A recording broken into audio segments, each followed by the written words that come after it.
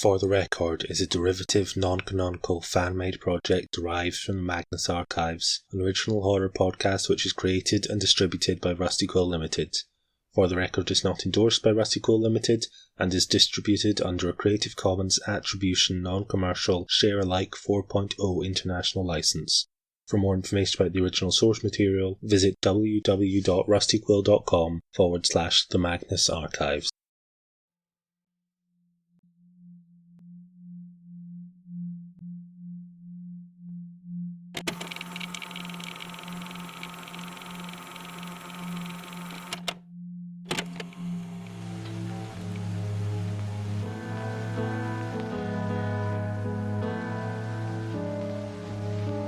For the Record.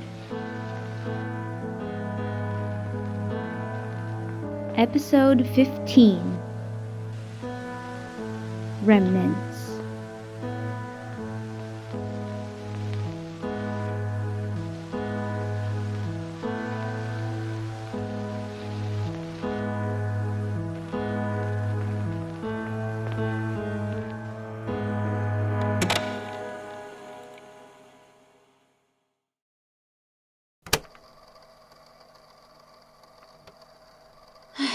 Statement of Amber Preston regarding her missing partner and their possible return. Original statement given to the X7 Division of the NYPD from subject via writing on the 16th of December 2019. Recorded on the 26th of December 2019. Recording by Juniper Powell, lead archivist of the Supernatural Preservation Order of New York. Statement begins. I have had a partner. Their name was Sage Buckery, and they were wonderful. We were in a queer platonic relationship, you see, and we'd been living together for a couple years by then. We lived in a basement apartment in Brooklyn, West 1st Street. It was damp in the winter, and we paid a fortune in electricity bills running dehumidifiers, but we painted the walls in rainbow colors and filled it with cats and crochet blankets and made it home. We never had any problems in our relationship. We were always there for each other. We talked it through whenever anything was upsetting us. We didn't keep any secrets from each other. There wasn't anything that could have caused them to just run off or something. We were happy. I know it sounds unhealthy for me to reminisce so heavily on the past right now, but you need to understand that what happened to me, to us, was so out of the blue and unexpected that I still struggle to process it. One September afternoon, Sage went missing. It wasn't anything really sudden. I just thought they'd been held up at the doctor's and went about business as usual. But we were supposed to go out for dinner, and when they weren't back hours later, of course I got very worried. Within the first day or so of them being gone, I contacted the police and filed a missing persons report. I called them incessantly, but got no reply. The last text they sent me was, "At the doctor's, may take longer than usual. See you soon. Heart." Sage didn't come back for weeks. No sign of them anywhere, nothing the police could find. It was like they just vanished off the face of the planet. When they first disappeared, I used to jump every time my phone rang and rush to answer it, hoping it might be some news of Sage. Both I and the police checked with their usual doctor, but they hadn't been that day. At first, the medical receptionist wouldn't help me. HIPAA, he said, but when he saw how distraught I was, he told me Sage's insurance had refused to cover some treatment their doctor had recommended for their eczema, and their notes said they had found a low-cost alternative elsewhere. I looked through the pile of medical stuff in their room and found a consent form for some new skin treatment. I think they signed up for a trial? That's what it seemed, but why didn't they tell me? Desperate, I called anyone who knew them. Their friends, their high school friends, their family who, if I'm being honest, they weren't very close to. Anyone who might be able to guess what had happened to them. Nothing but dead ends. I did my best to carry on. The rent wasn't going to pay itself after all, but it was hard. I felt worried, lost, confused. Sometimes I wondered if it had been something I've done, but no, that couldn't have been it. Again, we were happy. Sage wouldn't have just run off like that. I know it. I know them. And then they came back. There was a knock on my door that afternoon. It had been raining, that hard, pounding sort of rain that you can't really escape the sound of no matter what you do. And I'd spent the past hour putting together a shelf of drawers. I didn't really need it. It was just another thing to distract myself. Another thing to do that wasn't thinking the same thoughts over and over again. I should have realized something was wrong as soon as I heard that knock on the door. My cat, Frankie, ran under the bed and refused to come out. She obviously knew something was very, very wrong. I wish I'd paid attention to her. When I opened the door of my apartment that day, something stumbled through, and I stifled a scream of horror. It was Sage, but it also wasn't. It was like someone had been told to put them together based on a few random parts and didn't manage to do it right. They looked wrong. So wrong. A shape made of their flesh and bone, but put together in all the wrong ways. I knew those eyes, that build, that olive skin and dark hair. Or at least what was left of it. I ran my fingers through it so many times while we were curled up on the couch together listening to their old jazz records from the 50s after a long day at work. But it wasn't them. It was some twisted doll constructed to resemble them. Their face was warped to the point of being almost unrecognizable. Huge chunks of skin seemed to be missing, along with an eye and part of their skull. Their limbs were mostly intact, but they were twisted and moved jerkily, like a broken robot. I could see patches of muscle and bone like a model from high school science class, and some stray veins were twisted on top of that mess. Honestly, it was a miracle that they were still standing, with all the ways they were jumbled.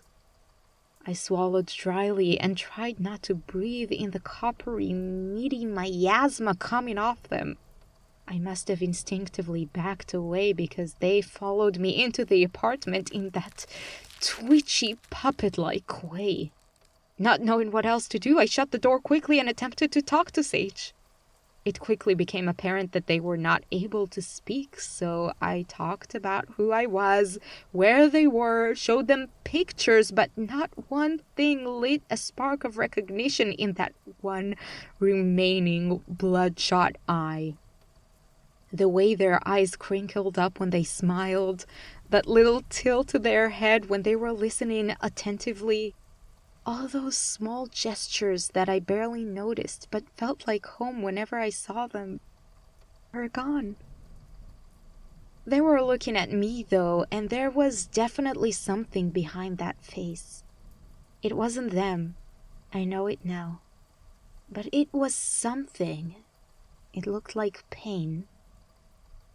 I suppose it was all futile, looking back at it after some time and thinking about how their brain was quite literally scrambled and sticking out of their head. But they'd made it this far, and I had to try. I had to. I was fueled by pure desperation to hold on to my love, and I couldn't allow myself to give up. I don't know how long I sat with them trying to bring them back, but after a little while, they started moving again. By that I mean they lunged at me without warning, jerkily swinging their arms, striking me hard across the face.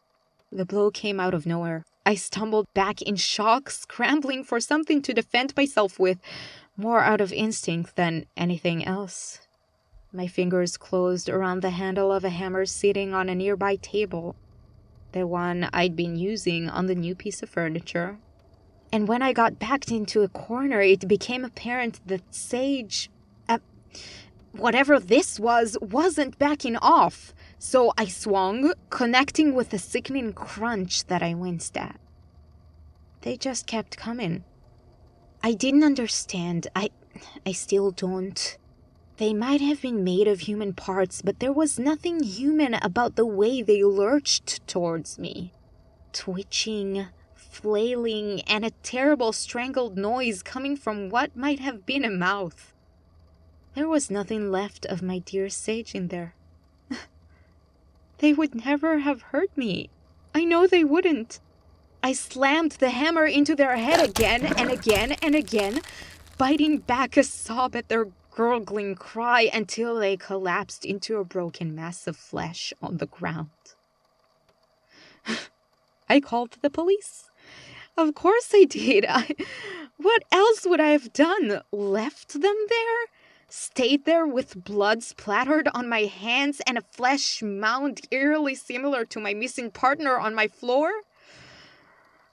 I was rendered mute from my shock, unable to utter a word to the policewoman without breaking down. I'm still unable to talk much. I just feel so incredibly shaken from all this. The police eventually called in some sort of special team of cops to handle the case, and they interviewed me and helped me calm down, somewhat. I don't know why the officers said to go to you. The police already know the story, and just recalling everything makes me shake and weaken. If I have to write all this down for someone to read, they'd better do something with it. A statement ends. The reports from X7 do confirm Miss Preston's account.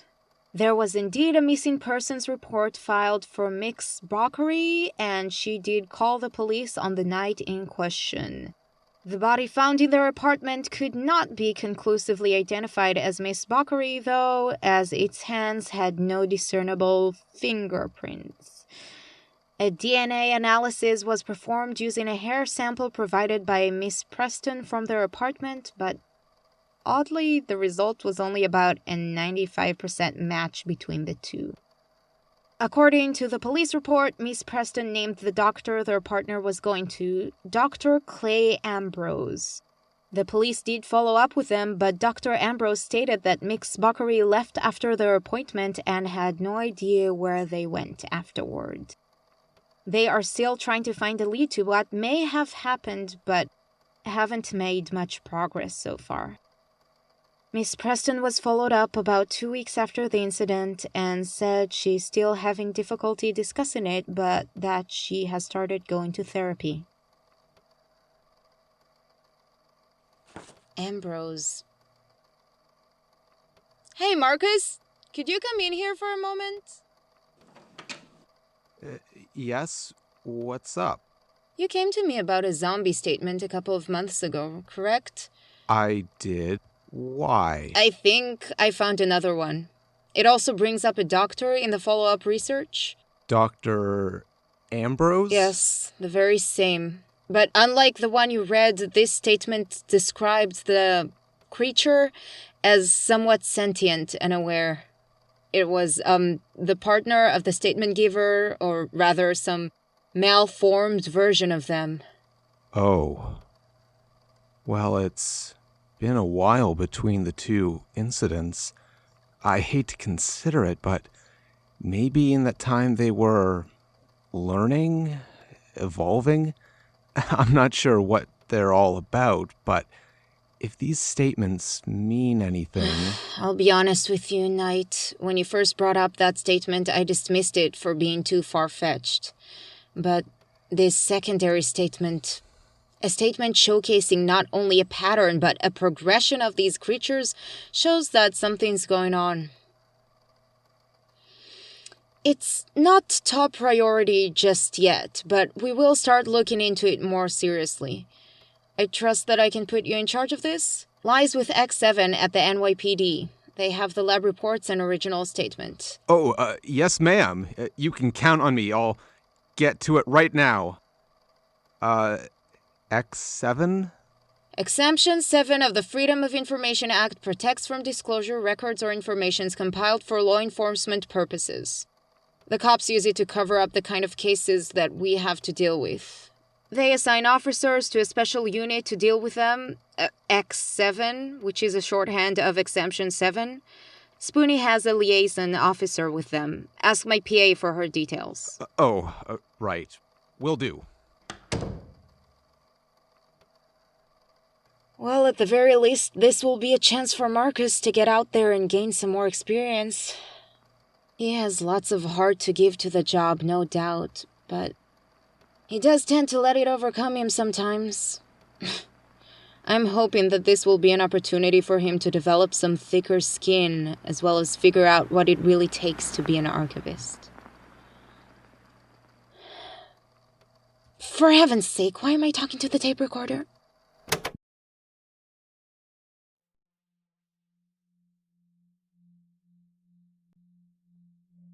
This episode of For the Record was written and produced by Shalhevet Ebner, directed by Elena Truman, and edited by Joe Mendacium, and starred Sivan as Juniper Powell and Daniel Huras as Marcus Knight.